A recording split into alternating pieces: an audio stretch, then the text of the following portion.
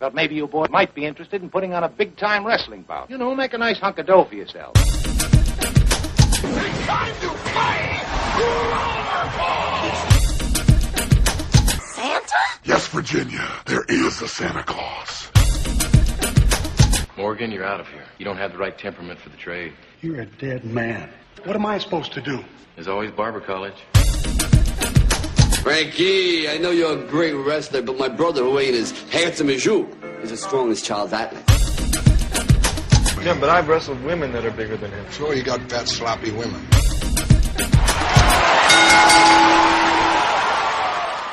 Hello and welcome to Camel Clutch Cinema, the podcast where we talk about movies that either star wrestlers or have wrestling in them. I'm Guy Hutchinson. And I'm Craig Cohen. And we are outside of the Regal Commerce Center movie theater in, what is this, North Brunswick, New Jersey? Beautiful North Brunswick, New Jersey. You know, this is a state and an area that was hit hard by Hurricane Sandy, and what not everybody knows, Craig and I we don't live near each other. We don't live in the same town or the same county, but we live in the same state. Neither of us have had power since Hurricane Sandy, which was what, on Monday or Tuesday? Yeah, Monday night. Okay. And this theater that we're going to, I believe today is the day they're reopening after the power went out. Yes, very excited to be able to sit in a theater and watch a movie. I know. I've been sitting around in the dark, in the cold. Yep, telling stories. We are here to see The Man with the Iron Fists. Yes, starring Dave Batista. Dave Batista. He's Batista in the wrestling ring, and he has an extra U when he's not in the ring. Yes. That's his birth name. His birth name has the U in it. Mm-hmm. So let's see. We always talk about what else was out in theaters at the time. Wreck-It Ralph comes out today. Yeah. Uh-huh. Argo was a big movie, last weekend? Yes, and there's also another movie out this week called Fun Size, which I think is a Halloween comedy. Oh, wow. No, so that would have been what came out last weekend? October 26th, yes. All right. Okay. And this film's out on, I think we said it was 1,800 screens when we were looking online at Box Office Mojo. Yeah, pretty small opening. Yeah, but it was more screens than like E.T. opened on. Yeah. In 1982. So this times have changed. But comparatively, like Wreck-It Ralph is on 3,700 screens or something, which is the other opening this week. Okay. All right. Good afternoon. Welcome to Regal. Yes, hi. I want to get a ticket for The Man with the Iron Fist. $11. That's for the 5 o'clock show? Yes. You have a Regal Scrum 5 Club o'clock, card? right? Yeah. You have a Regal Scrum Club card? No, I don't. You can sign up after the movie. Enjoy your show. All right, thank Next you guest, very come on much. down. Thank you. Good afternoon. Next guest of mine? $11. Yeah, I know. Goodness, it's funny that, if you wait probably 6 months when it's out on DVD, you can buy it. Yeah. You can watch it as much as you want. Hello. Thank you. Did you guys close because of the storm? When did you guys reopen? Today. All right. Yeah, that's what I figured. Wow. All right. Theater 7. Do you need any snacks? I don't know. I think I might need a beverage. $8 soda. I might get one as well. So Dave Batista. Yeah, Big Dave. He started wrestling when he was 30. Yeah, which is very odd. It's late. It's late to start. And then he started MMA when he was 40? Yes, he just had his first MMA fight. Earlier this month or early last month? October. He'll start amateur wrestling at 50. 60, he's going to start entering karate tournaments. Yeah, they said that when he started, he first trained Power Plant, and they cut him. WCW Power Plant, they cut him. They said he wouldn't make it. Yeah. Some guy named Sarge, who I watched, it's called Batista... I Walk Alone. I Walk Alone, yeah. And it's his DVD 2009, and I rewatched that, and in it he's having a talk about this guy. Said he had, had a Napoleon syndrome and was mean to everybody, and which apparently hurt Dave's feelings so much that even now, 2009, he was still upset about it. On the wiki page for that gentleman, I forgot his name at the moment. It's Sarge, though, right? Yeah. It has a quote from Dave Batista that says, "He's a piece of shit." So Dave's still upset about it. And, Dave, or Batista, from every indication, seems like a pretty humble guy. Yeah, but it's interesting. It's like Dave made it shortly after that, so it's not like, right? He had anything to be bitter about. Yeah, you think you'd be like, oh, look at that goof, and then you just move on. Batista had nothing nice to say about him. So he went to Afa's training camp, Afa the Wild Samoan, and Afa apparently went up to him and hugged him and said, "Where have you been? Why weren't you here 10 years ago?" Was just so excited because he was so big. Yeah. I was looking, Batista was, he wrestled in high school, started wrestling later in high school, and there was that growth spurt where you see the skinny Batista, and then you see gigantic Batista. For a long time, it looked like he had really long hair, too, so it was giant Batista with long hair. That's great. And he was like a bodybuilder for a while, and then a bouncer. It seems like the career path for a lot of wrestlers. Yes. They start out as bouncers. Shortly after, he ended up in Ohio Valley wrestling pretty quick. And he ended up in Ohio. Vince, Afa called up Vince or Jim Ross or whoever was in charge, maybe Cornette, and sent him up there. And he went up there, and he was there at the same time as like Randy Orton. Hey, let me get a large diet soda. No, that's it. Yeah, and also right around the time that Prototype was there. So John Cena was Prototype, which is he would do that robotic thing and do his promos backwards and everything. And Batista was, what was his name? It wasn't Abyss. It was, but it was something similar to that. Like Poseidon or Leviathan? That's Leviathan. And he had like contact lenses and fangs and wore a chain around his neck. You have a little card I can swipe? No, I don't. Like a receipt? Yes, I will. Where can I get a straw this big? You just have a log in the great house. Okay. Here you go.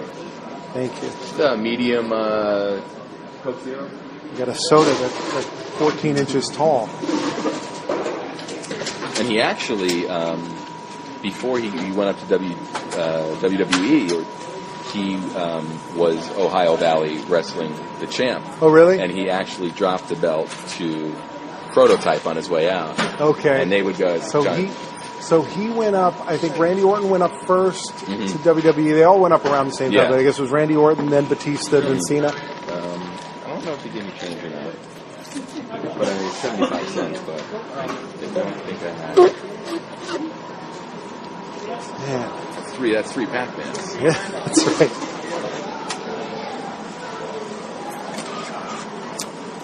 We got a Mexican standoff here now. But yeah, that was the start of the big rush of fresh talent into WWE after the Attitude So this is Era. around 2002.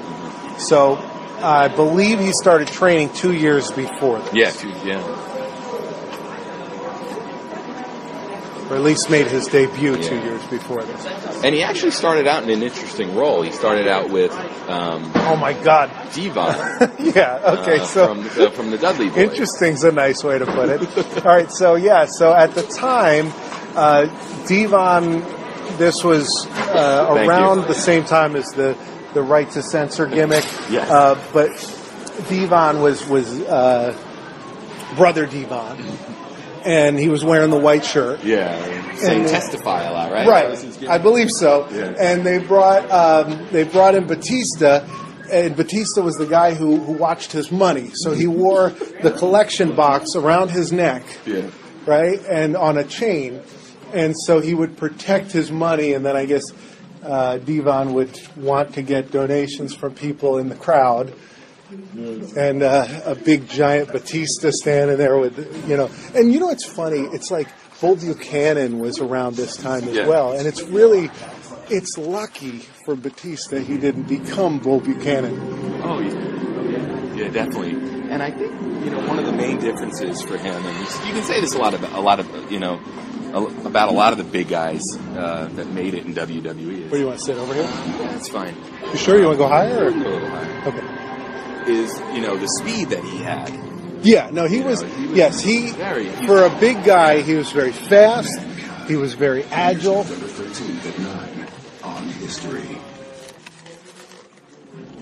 Yeah, and he had a great look. I mean, it's funny when we watched the MMA fight, he was a lot smaller. He's still a big guy. Yeah. But in WWE, he had those huge, I guess, what are those the traps? Oh my God, where it looks like your shoulders are giving birth to your head. Yeah, he had one heck of a, one heck of a set. Yeah, he was huge, just a mammoth guy. So, all right, so he's there in WWE, and we could talk about some more things about his career. I want to get to, what was it, WrestleMania 23, though, where he fought The Undertaker. Great match. See, because that's when I thought he should have... Is this the movie? What are we watching? Is this Skyfall? See, that's when I thought he would have broke free and become, a big superstar. Yeah. And I actually remember we watched that WrestleMania together. And I remember on the card you had Shawn Michaels versus Cena and Batista versus Undertaker, and we thought that the results would have been that Shawn Michaels lost to Cena, and Shawn Michaels beat Cena and Undertaker lost to Batista, and that would be the end of the streak, which I guess in retrospect it's good they didn't do it, but it could have really changed his career. Yeah, I mean, that was a point where you thought that the streak could end. Right, yeah, no, you really did, because he was the world champ, he was coming in. Anyway, we're getting close to movie time. Let's talk about the movie. When did you hear about this movie, and would you be seeing it today on Friday, November 2nd, 2012, if you weren't recording this show? I had read about it maybe 6 months ago, and then I saw the first trailer during The Expendables 2, and chuckled through the whole trailer. Okay. I don't think I would be here if it wasn't for this show, right? And if Batista wasn't in the movie. Yeah. Not that it doesn't look like a movie I'd see, but this is not the kind of movie that I would rush out to see anymore. Right. Yeah. My thing is, it looks weird. It looks like it might be very interesting. Yeah. I like martial arts films. But I tend to not like the fantasy ones. I like the ones that are more grounded in reality. I know a lot of people love them. Dave Batista said that his favorite martial arts film of all time is Five Deadly Venoms, which is a film from like 1978, which is very similar to the movie that we're going to see.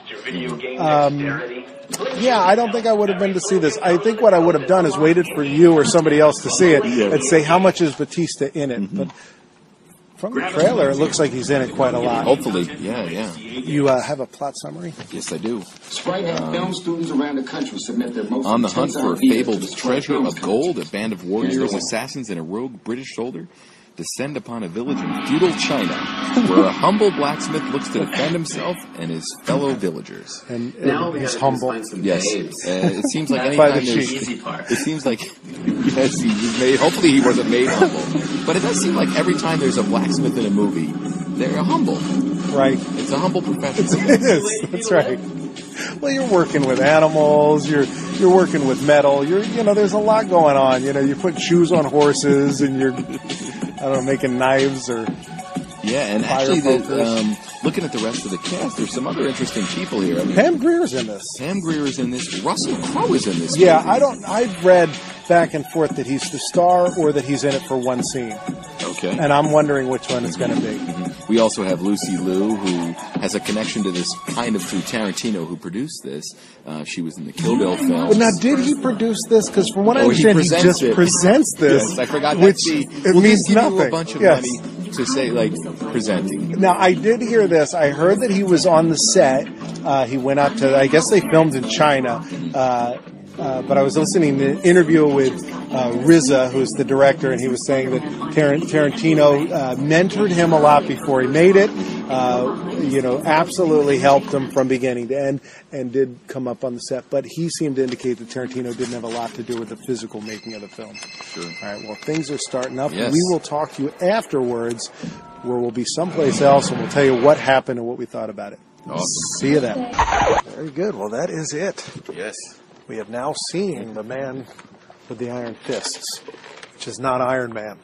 No. No, and nor is he the man in the iron mask, who was not in this movie at all. No, thankfully it wasn't billed as such. But it was funny. Iron Man does have iron fists, though. Yeah, and iron feet. So from here forward, there would be spoilers to the actual plot. Yes. So be warned about that. And one funny thing, now that we're in spoiler territory, is that it took me till the moment where he was getting the iron fist that I remembered that there was going to be a point where he needed iron fists. He needed iron fist, yeah. I had seen, I think there's a shot in the trailer where they show him putting his hands into the iron fist. Okay. And I may be wrong about this, I think the shot in the trailer, he had hands in that shot. Okay, they hadn't done like this. Either they hadn't done the effect, or they said, hey, let's not spoil that his hands are going to get chopped off. Yeah. And I don't know if you were amused by it or not, but I thought it was so funny that the iron fist that he ended up using. Go over Billy Crystal? Wow. Hold on, look at it. There's a poster here for Billy Crystal and Parental Guidance. I would never have... I was like, wow, that lady looks like Billy Crystal. Yeah, he's sort of got that... he's got a really big head. Yeah. And his hair doesn't look real anymore. No. And he looks sort of like puffy, like... puffy, yeah. And, yeah. I don't know. That's strange. I was incredibly amused by the fact that the fists that he ends up getting are molded from Russell Crowe's arms. Yeah, so you got Russell Crowe's fists. Wouldn't those be really heavy? Yeah, and also, it didn't seem like they did any kind of measurements.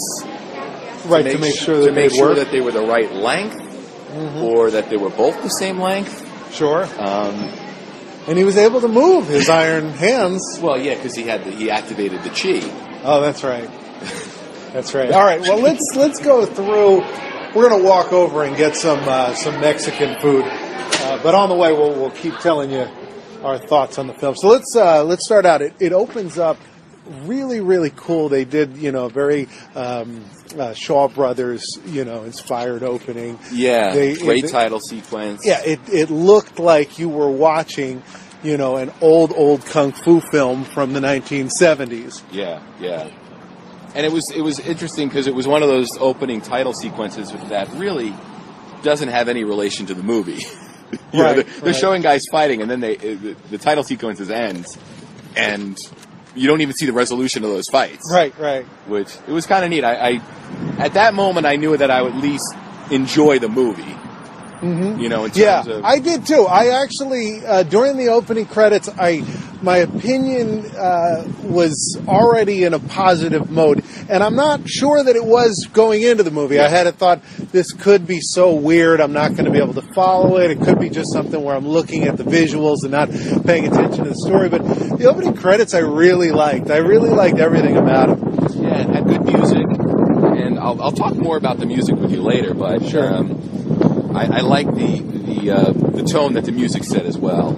I love the look of the film. They really did a good job. Like the locations. There's this, what was it, the Lotus Blossom, or what was the name of? There was a House of Ill Repute in the film. Yeah, just full of great beautiful production design and like pink, some kind of tree that had pink blossoms. Mm-hmm. All right, so let's go through basically the movie boils down to you meet all these characters. We don't meet Batista until about 25 minutes in, but once we see him, he is in the movie a whole lot. Yeah, I mean he's pretty much he's not the heavy of the movie, but from an emotional standpoint, he's the bad guy. Yeah. He's the one you want to see get his just desserts the most because he's the Luca Brasi of the film. So early on we start meeting all these different people. We meet the team of good guys and the team of bad guys, each separately. Yeah. We've got Russell Crowe as Jackknife. Yes. Russell Crowe's put on a lot of weight over the years. It's not just for this film, though, right? He's just gained weight over. I think he's just got to that point in his career where he's not going to be playing the young, fit guy, and I think he's grown into it, well. Yeah. The interesting thing about Russell Crowe, though, was I'm not gonna pick on a guy for his accent, but it seemed to me like there were points where early in the film, and it seemed like it evened out towards the end, but early in the film, it seemed like he was doing almost like an Alec Guinness thing from Star Wars. I can see that. Yeah. Yeah, and he was great. He was Jackknife, and his gimmick was everybody that fought in this movie had some kind of gimmick, and it almost made it seem like you wouldn't want to fight anybody because you don't know what kind of trick they're going to pull out of their sleeves. Right. And Jackknife, he had a knife that sort of spun around and cut you up, and it was a gun, right? It was a gun as well. And so you have that famous line that I think's in the trailer. It's not famous yet. But where he says, "I brought a gun to a knife fight," as he holds up his gun to a knife fight. Yeah. Now we see him, and he's introduced. One of his first scenes I really liked was the one with the guy. What was the guy's Hippo? Something Hippo. Yeah. Yeah. I think it might have been Big Hippo. Yeah. And he says his name. Yeah, I know. That's why I wish I had remembered it, because it was really funny. Maybe it was Blue Hippo, but whatever it was, he gets up, and Russell Crowe then cuts him in half. And I thought that scene, not just the violence of it, which was great, because it really it caught me by surprise. Yeah. But it also, I thought it was very funny, the interaction he has with the prostitute and with the hippo, where he's saying, "No, I have no problem with you, sir. You and I are fine. I'm just saving her from a horrible night of being with you," which I thought was really funny. Yes. We also saw. What was his name? Lion? White Lion? Well, you had Gold Lion, Silver Lion, and Bronze Lion. All right, now Silver Lion was the main bad guy. He was the guy who looked like if you were casting for an Asian Rick James, you would hire this gentleman. Yeah, I also sort of got like a Steven Tyler vibe. Sure, yeah. I actually, whenever him and his band of guys would walk in, I kind of got this, hair band kind of. Yeah. No, it definitely felt like they had like this. Even 80s, their dress, I think it was. They definitely would have fit in at like an Aerosmith after party. Right. So we had him. You had his assistant, which I pointed out, only able to accept cash. We can only accept cash. That's weird. You have cash? I have cash. I do, but we used it the other day, but this may have nothing to do with. Yeah, we were here. We've been at Moe's a few times. Where's my welcome to Moe's? There we go. Okay, good. Ooh. So, Silver Lion. Yes. So Silver Lion, I liked him. He was your main bad guy. So there were a lot of bad guys, but there were a few that stood out. Yeah. In addition to the Silver Lion, there was the lion that looked like Carlito. Yes. I pointed this out at the end. He really did. Like, facially, he really resembled Carlito and Primo. Mm-hmm. Didn't look a lot like their dad, Carlos Colon, but definitely looked like the two younger Colones. We also saw Dagger. Was the guy's name Dagger? The guy with the white hair? Yeah. He didn't show up till later in the movie. He was the guy with the blow darts, though. Right. Which was, he popped up earlier. Yeah, it's funny because they introduced this theme throughout the movie where people were getting killed by an anonymous blow dart. And then when they revealed him, I expected some kind of big reveal, and then it just turned out to be some guy. Some guy. But I don't know how it could, unless it was somebody we had already met. I don't know who else it could be. But they acted like we should know him. Yeah. Russell Crowe's character, obviously. Yeah. Batista as Brass Body. Brass Body, yes. And so he's a guy who can turn to brass anytime you hit him. He was good. His intro was weird. He was like juggling children at the beginning. Yeah. And we also got, thanks to his power, there were several times in the movie where we got a CGI Batista. Yes, we did. We got a CGI Batista who looked kind of like an Academy Award. But we got to see him do a Batista bomb early in the movie. It was one of the first things he does. Yeah, I like that a lot. What are you going to get? I don't know. I was talking about the nachos. I'm going with the nachos. Yeah. I don't know whether I'm going to get the Billy Baru nachos. Yeah, I guess the rubric is the vegetarian. That's what that V is? Okay. So then I'm going to go with the Billy Baru. Yeah. What's Billy Baru? Is that a reference to something? I don't know. Their menus are mostly references. I thought it was mostly Seinfeld episodes. Yeah, like Art Vandelay and Joey And the Close Talker. Yeah. Yeah, I don't think they all are, though. Band Camp, isn't it? The Joey Bag of Donuts, that's, what do you call that? The Mafia show. Yeah. Wasn't that one of the guys on that Sopranos? Probably, yeah. I think that was one of those guys. So in terms of major characters we need to talk about, there was also X-Blade, who was almost the main character of the film. Or at least he was the one that... yeah, he was one of the good guys you're talking about. Yeah, so your main good guys turn out to be the woman who's in charge of the Lotus Blossom, right? I thought her more, she kind of goes back and forth, but towards the end, I know, but towards the end, she kind of, she comes, and that's Lucy Liu as Madame Blossom. And you had Jackknife, he was the other good guy, and then RZA, who we haven't talked about as the man with the iron fist. But what was the man you're talking about? X-Blade. Was it Ricky Yoon or Zen Yi? I mean, I have a list. Could it have been Byron Mann? No, I think it was the Rick Yoon. It looks like him, but this was a guy I've seen before. I couldn't place him. Yeah, neither could I. Very good-looking guy, and he had he was kind of like the hero, I think, that we were supposed to relate to. He really was. There was almost a point where, as the movie was going on and we were getting to the end, I was saying to myself, you know what? RZA and the man with the iron fist doesn't really need to be in this movie. Yeah, I know. So RZA is a blacksmith. He's a former slave who's now, he washes up on the shore. Where are they? Are they in China? They were in China. I don't think they ever said it, though, did they? No. Well, he might have. There was a lot of voiceover work from RZA. Yes, so he washed up on the shore there after being freed, and he had learned the trade of being a blacksmith. And so he's there working as a blacksmith until he runs afoul of the bad guys, so they cut his arms off. Yes. But at the same time, he's sort of gotten into a relationship with one of Lucy Liu's working girls. Yes. And he's basically working and building weapons for people so he can buy her freedom. Right. Yeah, which is similar to the backstory he has with Pam Grier working and then buying his freedom as his mom. Yeah.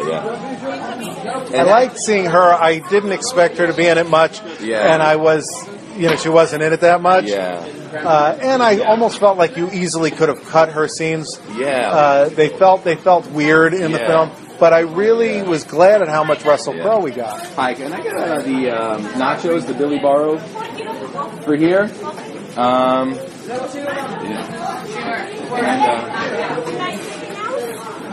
No, it's just going to be the nachos, it almost felt like that sequence, though, almost to make us relate more to... Oh, yeah, please. The blackie bread. Chicken, please? I want the same thing. It almost seems like they could have front-loaded that sequence where we learn about his origin. I think that would have made us care a little bit more about that character. Yeah, it was odd. Yeah, because I kind of didn't understand what his relation to the town was. Yeah. And I would like the pinto beans. Let me go with the pork. Yeah, that looks good. Yeah. Please. No. Can I get a little bit of sour cream there? Jalapenos are good. No, thank you. No, you know what? That looks pretty good. Shredded cheese and a little bit of sour cream, and then I'm all set. Did you finish your movie theater soda? No, I left about a quarter of it. See, you should have brought it with you. I brought mine with me. I thought you had thrown yours away. No, I got my vat of soda with Twilight on it. So Batista, I thought, was very good in this. He didn't have much dialogue, but I thought he delivered his dialogue well. I thought his look works perfectly for the film, which is funny because you saw his tattoos, including I think one of them's his daughter's name. Yeah. or Rey Mysterio's daughter's name. I'm not sure. I think he has the flag of the Philippines on his arm, and I believe we saw that in this movie. I actually think it's a combination of the Philippines and Greece. Oh, okay. That's his heritage? Yeah. Oh, that's interesting. Which I remember reading earlier today. Yeah. I'll tell you this. I've seen Batista in a couple movies now. I saw him in another movie I hope we talk about. This is interesting to talk about. All right, so Batista's done, what are the movies he's done? Wrong Side of Town. Wrong Side of Town with Rob Van Dam. And tell me about that. What'd you think about him in that? I liked him. He was really, really relaxed, which I was surprised a lot, because a lot of times you see wrestlers in movies and they're stiff. Right. But his performance was really, really relaxed in that, and he kind of played And he's not the lead in that, despite being on the poster. Van Damme's in it more than him. Yeah, there's really a lack of Batista in that movie. No, separate. I'll take a drink with that, please. Tres del 8, 4 del 2, examen.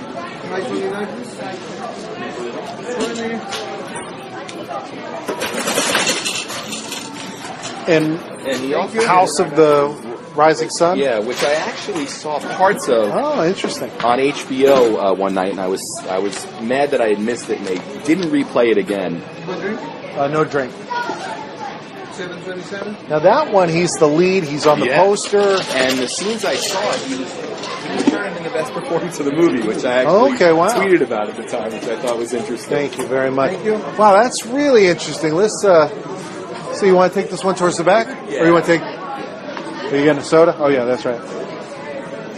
That's interesting. Now, how do you think his performance in this compared to those movies? I thought it was adequate. Right. I think he was used well. Cherry. We're at one of these. Got a lot of choices. Yeah, you know what? I'm going to go with the cherry. I'll take a Coke with cheese. It's one of these make-your-own flavor Coke machines. Indeed. All right. There we go. Get my big, giant beverage. Let's take that last table back. All right.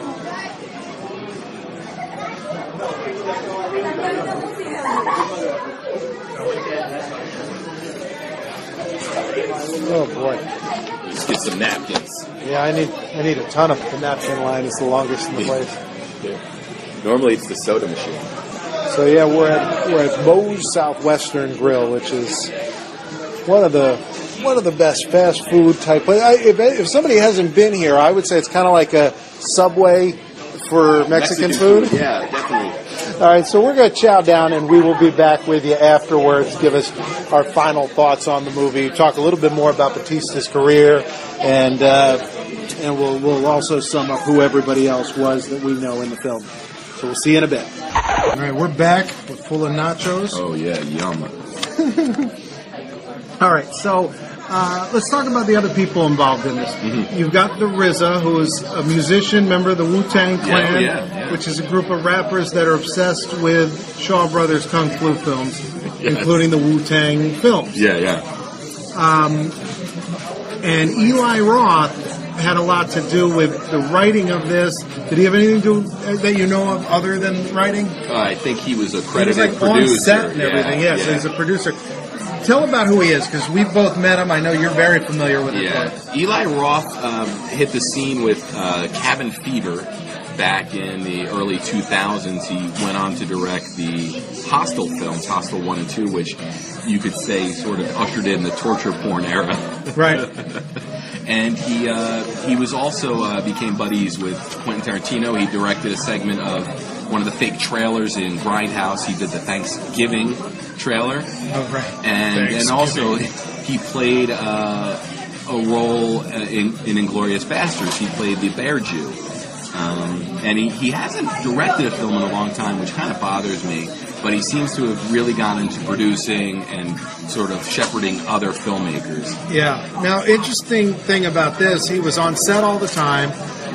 He also, the story that I heard was that RZA, whose real name is Robert Fitzgerald Diggs, was doing an interview, and what he said was that Tarantino mentored him, and he talked to him about how he wanted to make films and stuff, and Tarantino said, you should write a film. and he said he wrote about a 60-page script that he said, in his own words, he said was fun but not very good. And so then he said he met Eli Roth on a plane, and I think Eli Roth fleshed it out and then rewrote it with him. But I think it's probably safe to say that Eli Roth is the main writer on this film, you know, and took ideas from this. This film has a lot of really, like, if I sat here and named all my favorite little moments of this, there'd be 150 of them. This has a lot of really clever little sight gags and, you know. Even the dialogue, too. Yeah, really, really well written. So you have your group of good guys, you have your group of bad guys. Did we cover everybody, every, you know, moment of them that you can think of that you really liked other than Batista? I think so. I think we covered all of the great Russell Crowe jackknife moments. Well, there was a little. We're getting into X-rated territory here. Yeah. But he basically comes into town before we really know what his motives are, and he goes to the brothel and he picks 3 girls, and there's several scenes. It seems like he entertains them for quite a while. Right. And there's one scene where they're in a bathtub, and he comes up from between. It seemed like they were pretty obvious with what went on. Right. And then he kisses her, which, you know, it was a nice gesture, I thought. There was a lot of gags. He had like 4 women in his room at a time, and there was actually the scene where he goes out to start fighting, and they say, "Don't you want to take care of pleasure before before business?" And he goes, "You were business. This is going to be pleasure," which I think is also in the trailer. Yes. So yeah, he was very good. I really liked him. I always like seeing Russell Crowe, and you know, I think we both talked about him as far back as Virtuosity with Denzel Washington. Oh yeah, he is really good in that.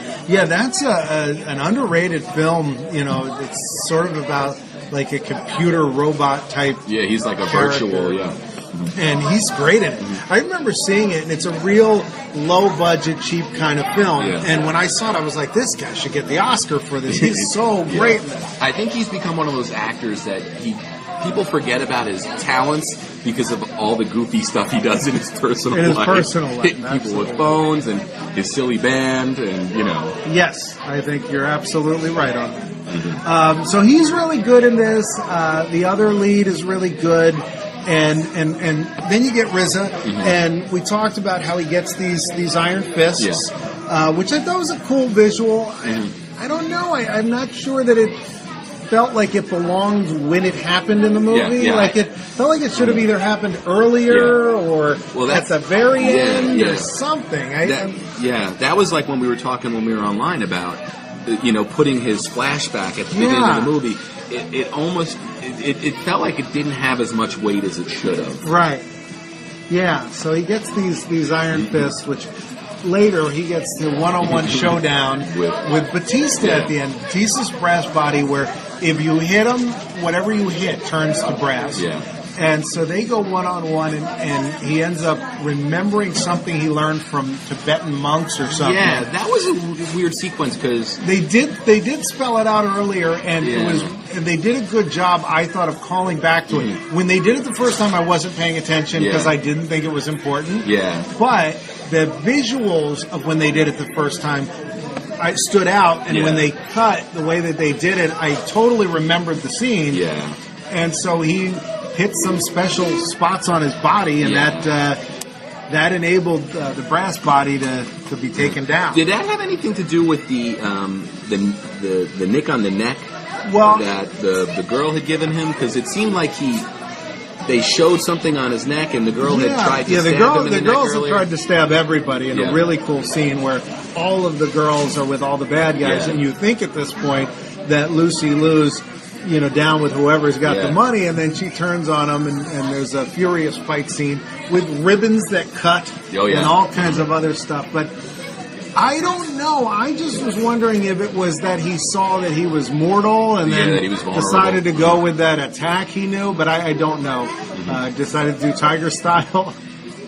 That was another cool moment where RZA says he notices that clan, I thought your clan was extinct, and he goes, they are extinct. I killed him. I killed him. You know, you get that extra heel, moment. You know? Yeah, Batista looks exactly the way we remember Batista looking. I mean, there's nothing. They didn't dress him up except for when he turns into iron or brass. Yeah.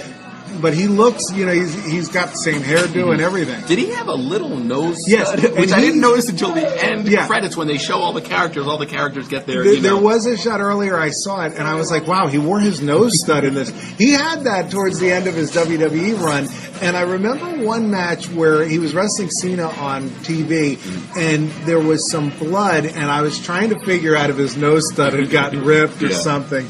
I would think that I would take it out if I wrestled, but who knows? Well, that was like when CM Punk always wrestled with the lip ring. Yeah, I would think it's gonna get caught or something's gonna happen. They're gonna push through it. Let's talk about Batista's career a little more thoroughly because we talked about it up till his start, and then we flashed all the way to WrestleMania 23. Yeah. When Batista came out, Deacon Batista, a really bad role, Really, I mean, this could have been it for him. Yeah, I mentioned like Bull Buchanan. Yeah. This is, It's a botchamania, wrestle crap type of exactly gimmick.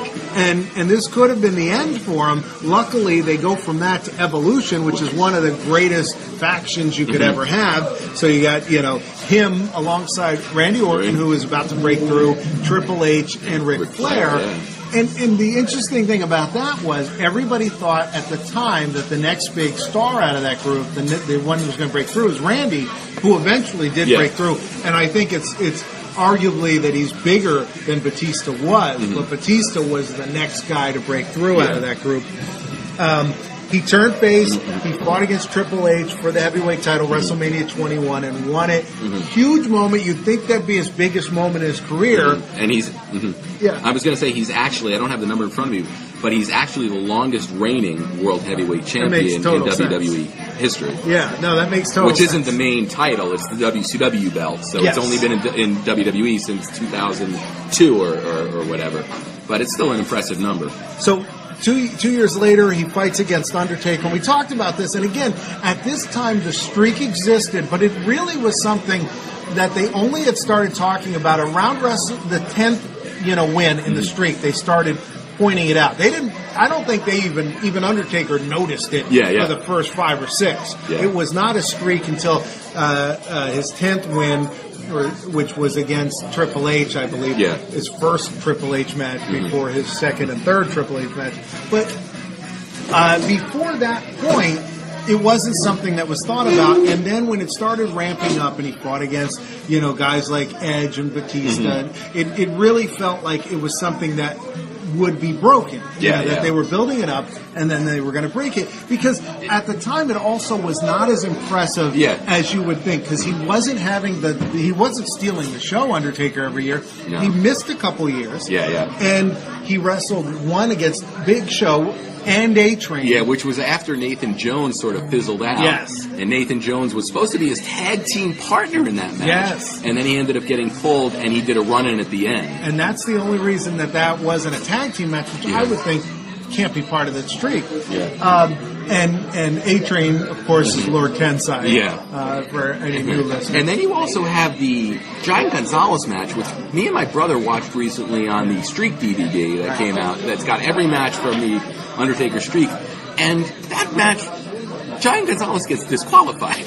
Giant Gonzalez, he uses chloroform on Undertaker. Right. I think that makes the streak not a streak. I really don't think it counts at that point. Granted, Giant Gonzalez, historically, God rest his soul, is not, of the caliber of The Undertaker. But that also points out the guys he was beating. King Kong Bundy. Snooka. At the end of his prime. And these were all at the end of their prime. Yeah, Snuka, his first match at WrestleMania, which was that was when Undertaker went from being a guy who had just started, that everybody's like, oh yeah, I wonder what's going to happen with this guy. He came out at that WrestleMania, crowd went nuts, and he tore Snuka apart. And people said, wow, and notice. And then there was a lot of, he wrestled against Jake the Snake when Jake was on his way out. Yeah. He wrestled against King Kong Bundy, who was coming back. Big Boss Man during the really late stages of his career. So the point to all this is, at the time when Batista wrestled him, that was probably the last time at WrestleMania 23, that you really thought it was likely Undertaker would lose. now, I mean, when you watch those matches now, they're the best match on the card, and this one may very well have been the best match on that card. But now you watch them, and you know how it's going to end. You know what's going to happen at the end. So, very interesting, moment in his career. And for a lot of wrestlers, that would be the highlight of their career. Yes. But he went on to have a pretty good run, I'd say great run against Cena. Yeah, this is the last run of his career, possibly. Assuming he doesn't come hopefully, back. and we'll talk about why I say hopefully. But so you're saying hopefully he doesn't come back. As much as I like to see him in the ring. Yeah. So let's talk about this. He starts off feuding with Cena. It builds up to a fight at WrestleMania 26, which would be the blow-off match for most feuds. This is at the University of Phoenixville Stadium, which Phoenixville doesn't have a football team because they're an online university. Which is a little crazy to me. I like to point it out. But anyway, this is in Arizona, and he loses to John Cena. Yeah. And this was one thing that I love that some of the promos that Batista and Cena cut against each other, because Cena made it a point to always refer to him as Dave. Yes. Which it almost seemed like a little dig, but it didn't seem to bother anybody, and always just made me laugh. Yeah. It'd be, hey Dave, hey John. They talked via satellite a lot. Batista at this point was wearing a lot of polo shirts. He was doing this Kanye West kind of gimmick where he wore the sunglasses and he was just a pompous ass. So after that, you'd assume that was the blow-off, and a lot of people believe that Batista's contract was up at WrestleMania. And from then on, they wrestled several more matches, and after each one, this was the end of Batista's contract. And then he'd be on Raw the next night, and they'd say, well, I guess they extended it a little further. Yeah. Extreme Rules. Yes. This was one hell of a match with one heck of an ending. Yeah. Was it, you had the stipulation for that match was Last man standing. Right. So you had to answer a 10 count. Right. Yeah. So Batista wouldn't stop coming back up. So Cena came up with the very clever idea of taping his feet together, which infuriated the crowd and the people watching at home. I thought it was funny. It was. I thought it was a good twist on it. But that was it. And then he wrestled at Over the Limit, where Cena had him up. In the I Quit match. So Cena's holding him up. They're standing on top of a car. Cena's got him in the FU. And he's like, I quit. And so Cena then, in a total heel move, does the FU anyway. And Batista goes through the stage, apparently hits his shoulder or something and sort of injures himself. Comes back the next night on Raw, and that's his last match in WWE, which is the I Quit match. Yeah, and he comes out and he cuts a great promo where he says he's quitting. When he leaves, the WWE will be out of business within days. And he really went out without any ego. He went out looking like a sore loser, a jackass. He's in a wheelchair. And they're doing the na chant when he leaves. He's building that up. Yeah, I mean, he totally is not giving a sad goodbye. He's giving a screw all of you people and making them hate him more. It's really one of my favorite. It was almost kind of like when Jericho leaves, right? And I think that Batista and Jericho are they're from that era of wrestlers where they're able to separate the person from the wrestling career, whereas back in the 80s you couldn't do that. Right. Like Roddy Piper, who would notoriously not want to lose, whereas No, I think you're right, and it ends with a wonderful moment where Batista's like, I'm leaving and I'm quitting and I'm never coming back, and he leaves, and then you hear the announcer go, ladies and gentlemen, give it up for Dave the Animal Batista. As he's leaving, to this chorus of boos. Really fantastic. So at this point he's leaving. Now 2009 they did that I Walk Alone DVD. So that's before this. And at the end of that, they go through his career. And at the end, there's two things that stood out to me. One was Triple H goes, he's the kindest guy in the world. He'd give you the shirt off his back, which struck me as odd because he doesn't wear shirts very often. And there was a thing on TMZ once where he was out in Las Vegas and he was just standing around in the street without his shirt, flexing for people. And this was during the push where Vince wanted them all to wear suits and to be very. And Batista's like outside of a nightclub, with his shirt off. So he'd give you the shirt off his back. But the second thing was Batista ends the DVD by saying, I hope I'm with this company until I retire. I hope I'm with this company until I die. Yeah. I want to, work for this company forever. And then he left. Yeah. And he said that he left because he didn't like the direction they were going. Yeah, it's interesting. I don't think was ever clarified. And yeah, I don't know why. I don't know why he left. He trained to do MMA, which a lot of people said, he's way too old for this. And he clarified that, look, I don't think I'm going to be champ. I just always wanted to do this. I thought it'd be fun to do it. And he much delayed. Yeah. Oh, my God. They waited It seemed like forever. they were talking for a couple of years about his MMA debut. And we saw pictures of him where he looked noticeably thinner than he had when he was wrestling. He looked like a normal guy. Yeah, he did. He really did. He looked like, you wouldn't, if he had a tall shirt guy, on. but a normal guy. And so then he finally had this match. He was fighting against a guy named Vince Lucerno, who was a journeyman fighter, not the best looking guy, but just a chubby guy, who just didn't look good in the ring, but was very precise, knew what he was doing in MMA, and I guess was a decent challenger for a guy like Batista on his first match. It still ended in the first round. Yes. They had a little back and forth, and Batista wins from a bunch of unanswered strikes. Yeah, he had the guy on his belly and was on top of him. Yeah. He started punching him in the back of the head. And, there's a point where the ref says, well, this guy's just taking punches and he's not... There's nothing he can do, which is, we've talked about, we've talked about wrestling versus MMA, and this is, to me, why I prefer to watch wrestling. Yeah, because you're going to get a real ending, yes. MMA kind of disturbs me. I don't like seeing guys get punched in the head. Yeah, there is something disconcerting about seeing a guy get punched in the head, and it's a guy really get punched in the head. It's a guy who might not be able to remember his kids when he's 80 now because Batista was hitting him in the back of the head. Yes. Afterwards, the two of them yelled at each other for a little bit. The ref separated them. And actually, during the match, there were a few moments. One moment, Batista was, I guess, talking to him. At another point, his opponent was waving to the crowd while they were locked up. There were some weird moments in this. And then it ends with them, getting in almost a fight afterwards, which then they make up and they hug and they're real, they talk to each other.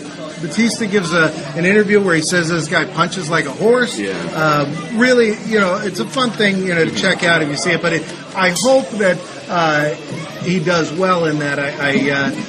He looks good. He's got the look for it. But actually, I'd also like to think that hopefully he does a lot more movies. Yeah. Well, no, we started talking about his movie career. We've talked about the fact that he did The Wrong Side of Town, which also has Van Damme. We talked about House of the Rising Sun, where he's got a lead part. This year, Scorpion King 3 either came out or is coming out. I have no idea. I think a straight-to-video deal. Yeah, so I don't know if it's out. He plays a character. I thought it was Gargamel at first, but it's Argamel. It's called Scorpion King Battle for Redemption. The first Scorpion King was The Rock. Yes. Second one was what? Randy Couture. Yeah. So they went with Batista. Yeah, and Kimbo Slice is in that as well, I think. Oh, is that right? Yes. Okay, very interesting. Now, then you get this film, and the next film on his table is Riddick, which I didn't know till today, and that has Vin Diesel apparently coming back. So that'll be interesting. A few botches I want to talk about in the career of Batista. Yeah. The one that I always remember, that I always thought was so funny, which is not his fault at all, but a guy got past security and was backstage and stands in front of him, and if you get a chance, where they throw the commercial and they show Batista sort of jumping he's up and down. He's doing the shifting his weight, look, he's getting ready in the back. And this young guy jumps in front of him and goes, and does the Batista machine gun thing in front of him, the thing that Batista does when he gets out on the ramp. And Batista looks at him like, what are you doing? And then security comes up, and the guy runs away, and Batista smiles, and Jerry Lawler, I think, couldn't keep it together. Yeah. Very funny botch. Yeah, and then also another botch that I just loved was during a match that involved the Mark Henry run-in. And this was, I think we talked about the end of towards the end of Batista's This was towards run. the end of his career. It was Mark Henry ran in to save John Cena, which at the end of the night, Batista beat up Mark Henry, and Cena didn't come out and save him, which is a lesson to you kids. If John Cena's in trouble, don't go save him because he won't be there for you. So Batista sees Mark Henry coming, and Mark Henry gives him a ginger headbutt, a very, very light headbutt. And Dave, he does basically the bump that you learn in wrestling school, and then flips over. It defies description what happens. Dave starts to walk back, and then it's like, I need to sell it bigger because I need to be on my back. Launches to his back, and then flips over. It's some of the best overselling you'll ever see. And that was great. That was in May 2010. I'm sure you can find that on YouTube 100 different ways, so look for that. We always like to talk about what's going on in wrestling at the time a movie comes out. So if you're listening to this today, you already know what's going on. CM Punk is the WWE champ, and the World Heavyweight champ is Knucklehead star The Big Show. Unless he lost it tonight while we're eating burritos and nachos, he could have been on SmackDown losing it. And over in TNA, Jeff Hardy's the champ. TNA has a lot of champions. I pulled up their list of champs, and I don't watch TNA regularly. And they have, like, Rob Van Dam has the X Division title. That's like the hardcore or the high flyer, the cruiserweight. It almost seems like it's the hardcore and cruiserweight all sort of rolled into one. And you have also Samoa Joe had like the TV title, and then there was also, and this blew me away, on the Wikipedia page, James Storm is the undisputed beer drinking champion. Apparently won this in 2008 and has not had to defend it since. But it's sort of like Zack Ryder's internet title. Yeah, I guess so. I don't know the episode that happened. Did you notice in the movie that Gold Lion actually had a belt? Yeah, or Silver Lion, and he took Gold Lion's belt. He holds it up, and then he wears it during the final fight. He's got it on, or at least before the fight, he's got it on. If anybody is wondering about the vacuum sound, we're sitting not very far from the bathroom, but it has this high-powered fan that you put your hands under, and it blows the skin off of your hands. I lost a layer of skin earlier, actually. But yeah, he has this belt, and he holds it up. It's a great scene. There's also a couple references to wrestling in this movie that I think are totally inadvertent. One of them was, she says, the winds of change, which just made me think of Wade Barrett. Wade Barrett and his whole Winds of Change promo from NXT. And then there was also a character in this that you mentioned to me had a connection to a WWE star. Yeah, goodness. What was it? She had been on The Real World. Oh, yeah. The Iron Fist girl was played by Jamie Chung, who you've probably seen in Sucker Punch or The Hangover 2. But she was originally started out in reality TV on The Real World. San Diego. Yes, she was not on the same season as The Miz, but they would be on the same show in 2005, The Real World Road Rules Challenge, and they were on a team together, The Miz and Jamie Chung, who you could almost argue were the two most successful people from... Sure. Yeah, I mean, you've had some people go on to small acting careers, but they both... sort of carved out a pretty good career for themselves. Yeah, The Miz very interesting in that of all the people that have ever gone from mainstream entertainment to wrestling, he's the only one that seems to, that's where he wants to be. Most people go the opposite direction. Most of the guys in the WWE, you get the feeling they'd be happier to be on Road Rules on MTV than in WWE. That especially, that seems to be like all the divas, that's where they want to go, is to be on some reality show. So I guess this brings us to the all-important question of whether you tapped to the man with the iron fist.